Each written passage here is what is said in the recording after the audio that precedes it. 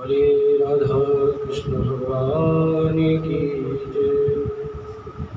सूत जी ने समकालिक ऋषियों से कहते हैं, आप इतिहास के जानकार हो, पुराणों के ज्ञाता हो, इसलिए आपसे कुछ प्रश्न पूछने की मन में हो रही है, कुछ जानकारी करने की इच्छा हो रही है।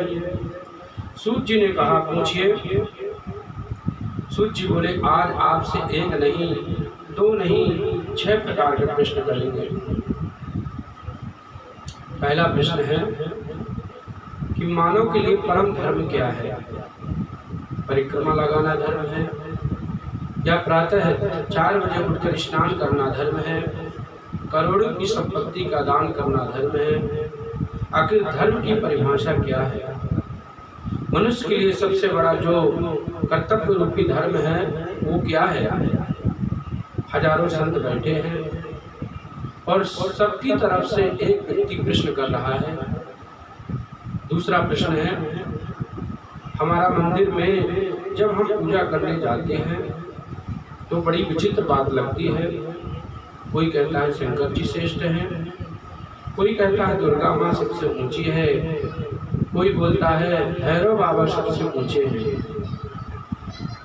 और कलयुग में और बहुत से देवी देवता प्रकट हो गए हैं। हर साल कहीं ना कहीं एक देवी प्रकट हो जाती है। हमारी समझ में नहीं आता हम किसको पूजें, किसके प्रति हमारे मन में लगाएं, ये हमारी समझ में नहीं आता। क्या कभी कभी व्यक्ति के मन में भ्रम नहीं हो जाता? तीसरा प्रश्न है, वेद में परमात्मा का नाम है अजन्मा। भगवान को वेद में कहते हैं अजन्मा है, जो कभी जन्म नहीं लेता, जिसका नाम अजन्मा है, तो दशरथ का बेटा राम कैसे बना?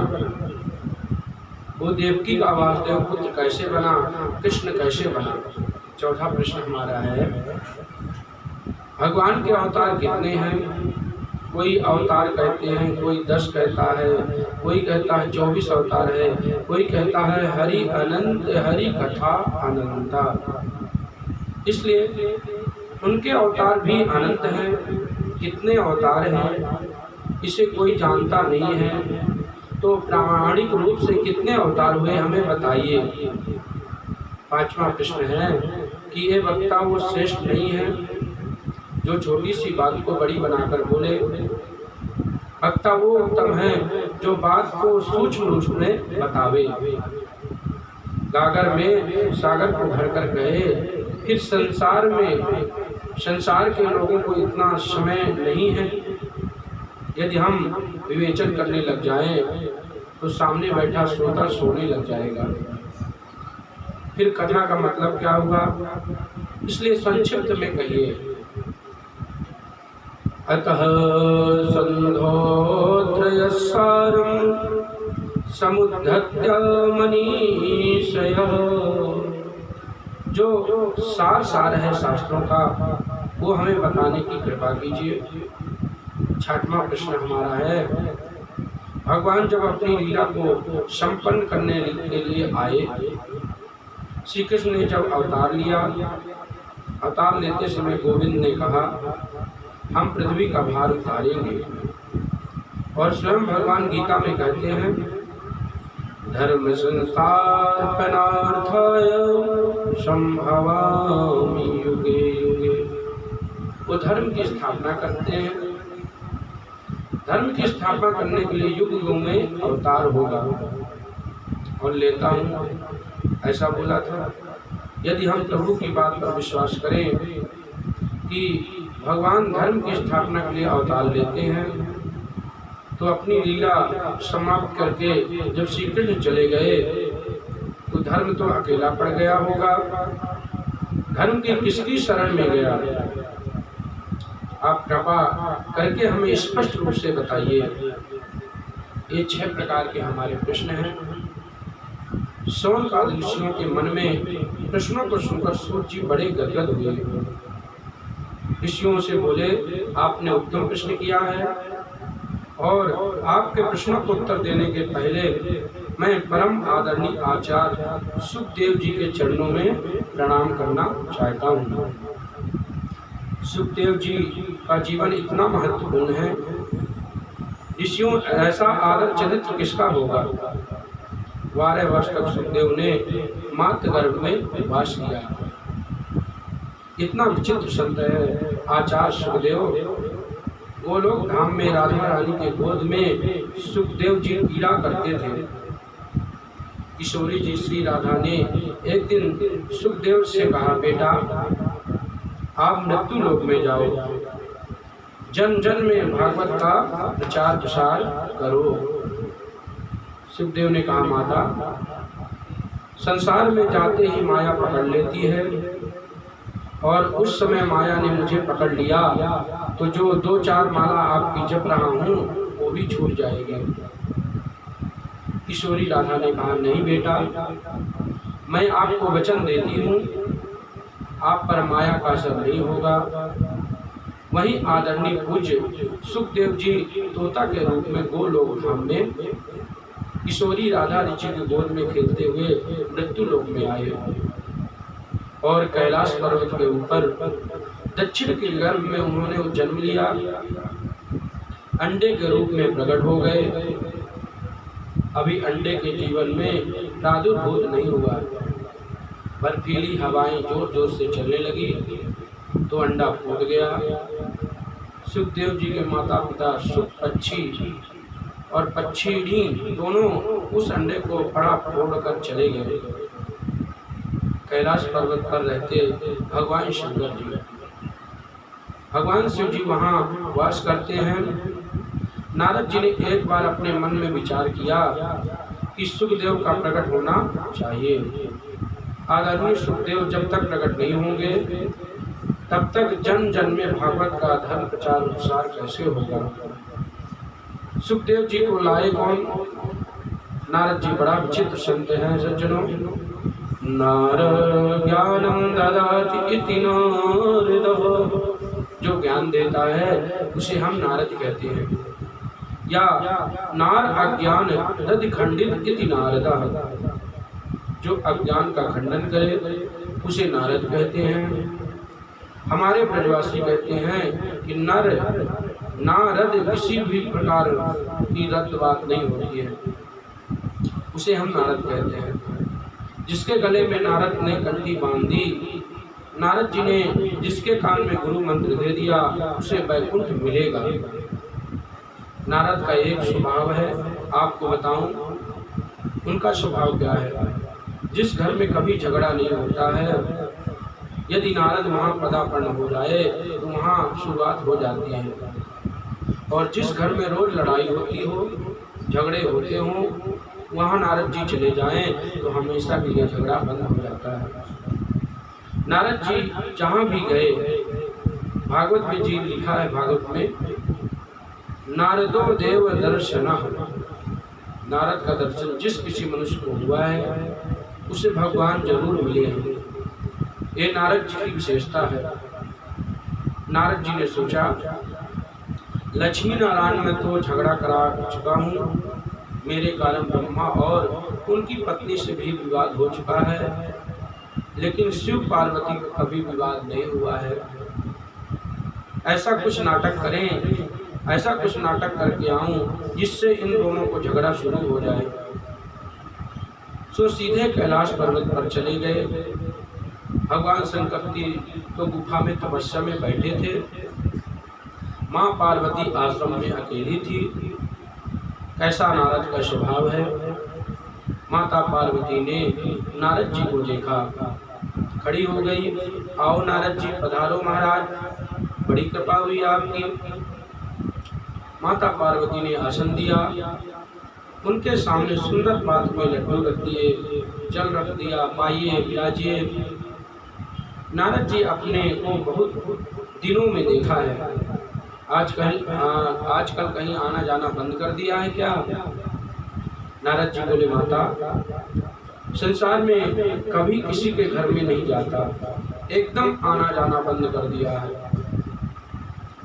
मैंने पार्वती जी बोली, क्यों? बोला, क्या बताऊं माता, इन संसार के लोगों को बनावटी प्रेम हो गया है। दुनिया में जो भी जिससे प्रेम करते हैं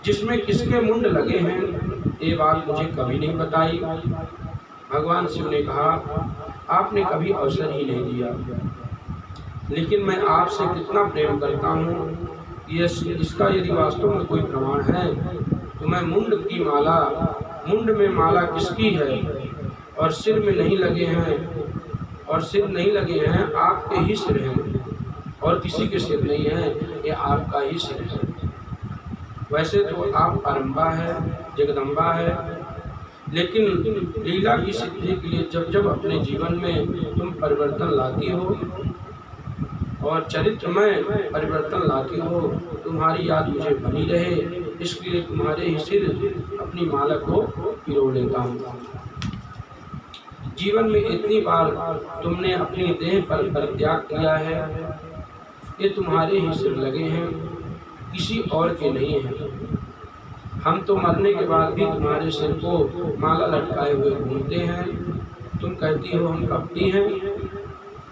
पार्वती बोले, हे भगवान, तब तो आप महाकपटी निकले। शिव जी बोले, वो कैसे? ऐसी कौन सी दवाई खा रखी है जो तुम तो कभी मरते नहीं हो और मुझे बार बार मरना पड़ता है? वास्तव में प्रेम किए तो होता तो औषधि आप मुझे भी पिला देते, जिससे पीने से मैं भी अमर हो जाती। भगवान शंकर जी गंभीर हो गए, उनके नेत्र सजल हो गए और परम्बा पार्वती बोली, हे देवी, मैंने एक अद्भुत अमृत पान किया है, अद्भुत कथा अमृत पान किया है, और वह अमृत है श्रीमद् भागवत कथा, अमर कथा। उस अमर कथा का पान करने की वजह से मेरा कभी जन्म नहीं होता, कभी मृत्यु नहीं होती। माता पार्वती के चरणों में गिरकर बोली, वह अमृत आप मुझे भी पिलायो। भगवान शिव ने कहा, भागवत कथा सुनने में 3 विधान है। भागवत कथा सम्मुख बैठकर सुननी चाहिए। एकदम व्यास वृक्ष के पीछे बैठकर भागवत सुनना निषेध है शास्त्रों में। भागवत की कथा के बीच में उठना नहीं चाहिए, व्यर्थ की बात बीच में नहीं बोलनी चाहिए, और कीर्तन बोलना चाहिए, जय श्री कृष्णा बोलना चाहिए। भागवत की कथा में सोना नहीं चाहिए, एकाग्र होकर तमन्न होकर सुननी चाहिए। देवी, मैं तो जब कथा सुनाता हूँ नेत्र बंद कर सुनाता हूँ, आप सुन रही हो कि नहीं सुन रही हो यह मैं कैसे जान पाऊंगा? इसलिए जब तक कथा चलेगी आप बीच में बोलोगे। जैसे हिंदी में कहते हैं हाँ जी, तो हिंदी का हाँ जी और संस्कृत का हूँ का अर्थ होता है। माता पार्वती बोली, ठीक है। शिव जी ने जब कथा आरंभ किया, कैलाश पर्वत पर कोई न था। श्रोता माता पार्वती और वक्ता भगवान शिव जी। शिव जी के पीछे फूटा हुआ अंडा जरूर पड़ा था, तो वही तोता अंडा था, तोता का अंडा। भगवान भोलेनाथ भागवत सुनाने लगे। माता पार्वती कहकर सुन रही है, लेकिन पहले दिन की कथा जैसे ही विश्राम हुआ, पीछे पड़ा तोते का अंडा साबुत हो गया, उस अंडे में जीव का प्रादुर्भाव हो गया। दूसरे दिन की कथा के प्रभाव से अंडा फूट गया, उसमें सुंदर सा पक्षी निकल आया। पड़ा हुआ पक्षी तीसरे दिन की कथा से सुन रहा था, गदगद हो रहा था। अमृत वचन है ना भागवत में, तो भागवत के चौथे दिन में रसगुल्ले की कथा जी कृष्ण जन्म महोत्सव है, उसको सुनकर पक्षी गदगद हो गया। माता पार्वती ध्यान लगाकर बैठी है। शिव ने माता पार्वती जी को जो कथा सुनाई वो मेरी और आपकी तरह थोड़ी सुनाई थी। 3 घंटे सुबह सुन ली, 3 घंटे शाम सुन ली, और 3 घंटे कर कभी पैर ऐसा किया कभी वैसा किया। मौका लगा तो व्यास जी के और पैर फैलाकर ही बैठ जाते हैं। ऐसा थोड़ी ही कथा है, वो तो एक ही आसन पर बैठे रहे। और देखो, पहले दिन की कथा वो 6 बजे पूरी हुई। दूसरे दिन की कथा 6:01 पर शुरू हो गई। 7 दिन तक विश्राम की गति में कथा चलती रही। ऐसी ही कथा चल रही थी।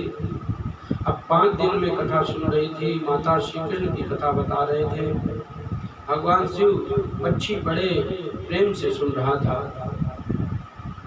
भगवान शंकर ने कहा, देवी पार्वती, जब उद्धव जी को माता पता चल रहा था, उद्धव जी को पता चला कि प्रभु श्री कृष्ण अपनी लीला को समाप्त करके जाना चाहते हैं, तो उद्धव ने आकर कृष्ण के चरणों में प्रणाम किया।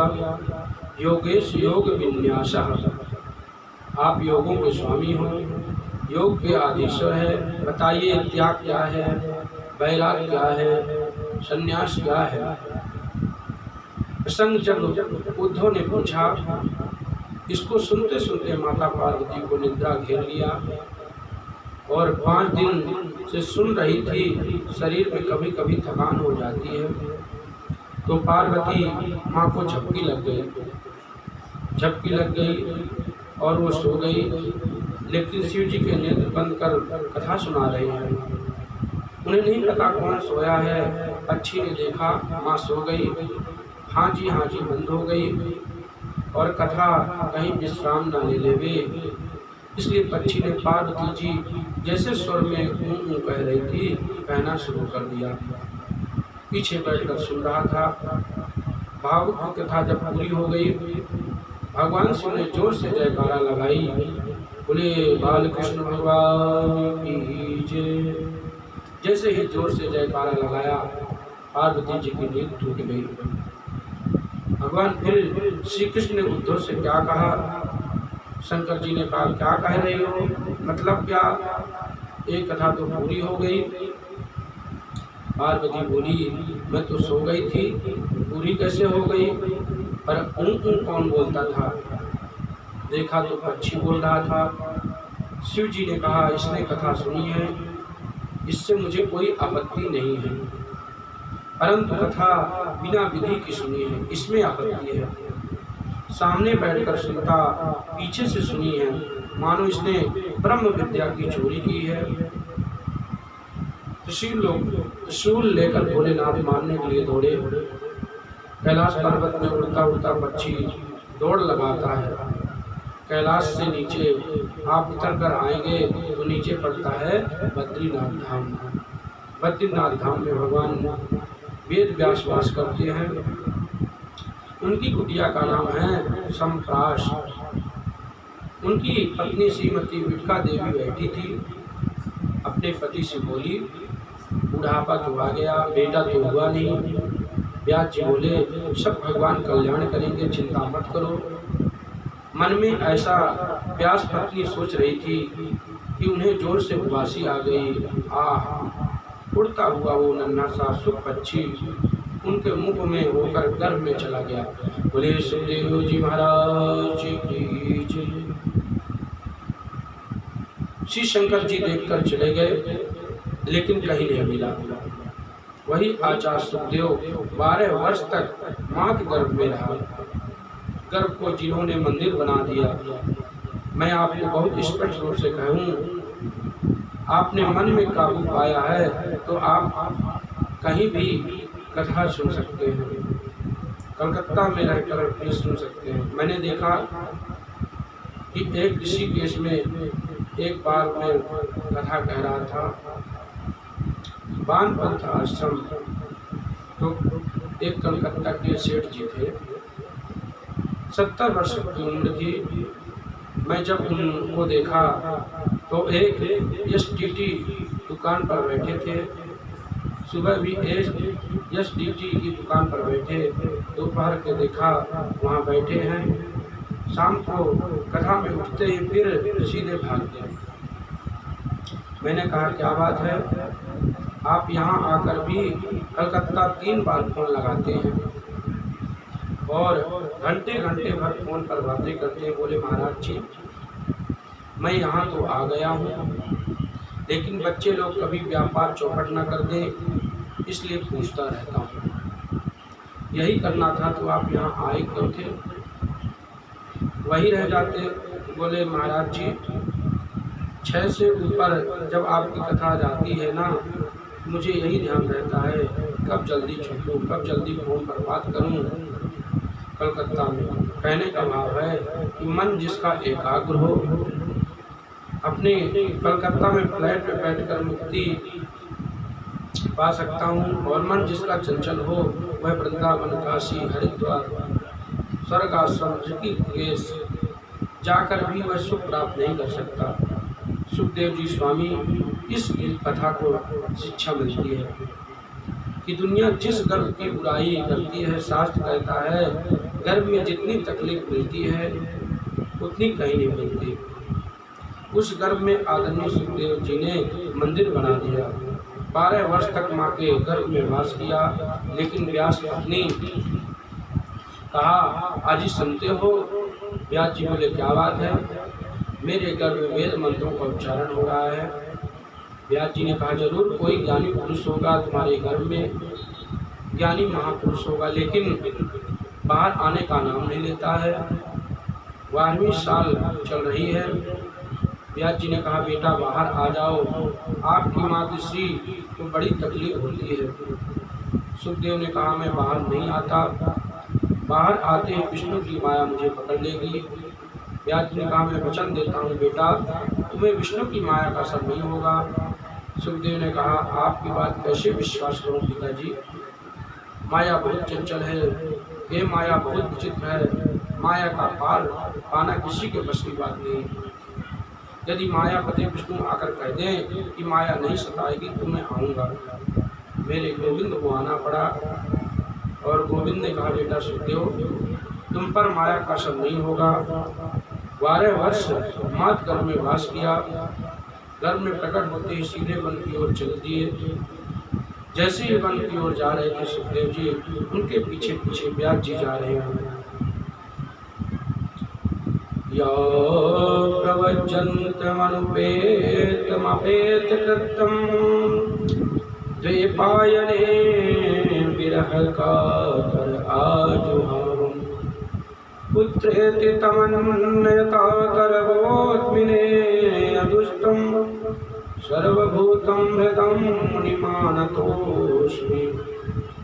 जन्म लेते ही जो सन्यास के लिए 4 अंगुली की कोण में भी उनके शरीर पर नहीं है, पुत्र पुत्र कहकर व्यास जी उनके पीछे चल रहे हैं।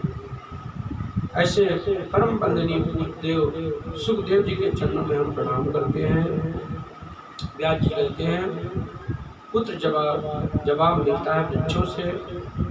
वृक्ष शायद ये बताना चाहते हैं कि इस बार जिनके पीछे आप पिता बन चुके हो वो पहले से आपके पिता रह चुके हैं। इस बार जिनके आप पिता बने हो कभी आप उनके पुत्र रहे हो, इसमें कोई आश्चर्य नहीं है। व्यास जी लौट कर चले आए। ऐसे परम आदरणीय वंदनीय सुखदेव जी को हम प्रणाम करते हैं। सुखदेव परम संत हैं और संतों की सन्निधि जीवन में सवार देती है, संतों का चरित्र जीवन में परिवर्तन कर देता है। शावे पुंसं परो धर्मो यतो भक्तिरथो जये औतुक्यं प्रतिहातं यात्मातं संपसीदति।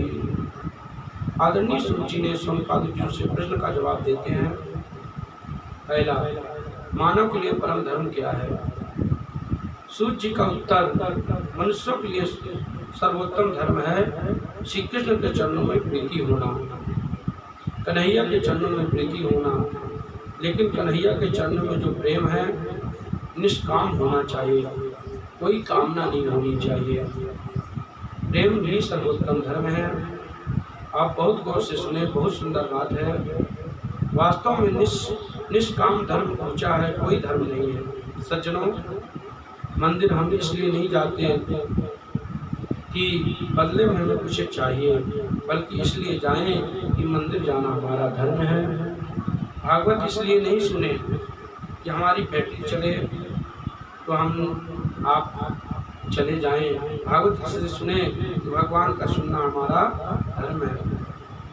और भजन करना हमारा धर्म है, ये जीवन ही हमारा धर्म है। मंदिर में पूजा करने से श्रेष्ठ कौन है? सूत जी ने बड़ी सुंदर बात कही, निंदा कभी किसी की मत करो, निष्ठा हमेशा एक में करो, निष्ठा एक में ही करो। हमें समझें, यथा तरो मूलम निषेचने तप्यन्ति स्कंधा चोपाससः। जैसे वृक्ष की जड़ हम पानी डालते हैं, ऊपर पत्ते ही हरे होते हैं, फूल भी आते हैं, फल भी आते हैं। जब हम लोग गौर से देखें, वृक्ष के सैकड़ों डाली होती हैं, अरबों पत्ते होते हैं, करोड़ों फूल होते हैं, लाखों फल होते हैं, परंतु जड़ में तो उसकी एक ही है। जितने देवी हैं, जितने देवता हैं, सबका मूल तो केवल श्री कृष्ण है। मूल तत्व में श्री कृष्ण है। इसलिए मन को मेरे गोविंद के चरणों में लगाओ, निंदा किसी की मत करो। हम दुर्गा जी की पूजा करते हैं और हम पुष्ट मार्गी हैं या वैष्णव हैं, हम कट्टर श्री कृष्ण भक्त हैं, लेकिन दुर्गा की पूजा करते करते ये वंदना करो, हे दुर्गा माता हमें ऐसा आशीर्वाद दे दो, श्री कृष्ण के चरणों में मेरी प्रीति हो जाए, ज़्यादा हो जाए। शंकर जी को जल चढ़ाकर यही आराधना करो कि हे गोविंद, गोविंद के चरणों में प्रेम बढ़े। एक साधे सब साधे, सब साधे सब जाने, अनन्यास चिंतयन्तो मां यो जना परिभाषते तेषां नित्ययुक्तानां योगेच्छैवाहम्यहम्। अन्यथा से गोविंद का चिंतन करो, जिसकी दृष्टि में एक के अलावा कोई न हो। दृष्टि आपकी ऐसी महान बन जावे, जो आपके सामने आवे उसमें आपको गोविंद ही दिखाई दे। भागवत में वर्णन आता है कि माता कात्यायनी का पूजन करने के लिए बारंबार श्री रुक्मणी जी गई, तो रुक्मणी के आंखों के सामने मूर्ति थी कात्यायनी जी की, लेकिन कात्यायनी मूर्ति में जो उन्हें दर्शन हो रहा है द्वारकानाथ का। इससे निष्ठा प्रेम एक में करें, वंदना सबकी करें। तीसरा, भगवान का नाम अजन्मा है। तो प्रभु ने अवतार कैसे लिया? सूत जी कहते हैं, प्रभु का तो अवतार होता है, परमात्मा का तो भिन्न अवतार होता है। जब जब को होता है, जब जब हो धर्म की हानि, बाढ़े असुर महाअभिमान, तब तब धरे प्रभु विविध शरीरा, हरे कृपा निधि सज्जन पीरा। शास्त्र के परिप्रेक्ष्य को देखो तो भगवान के 24 अवतार हैं। इन 24 अवतारों को हम चिंतन स्मरण कर लें। भगवान के 24 अवतार में सबसे पहला अवतार है सनक, सनंदन, सनातन, सनत कुमार।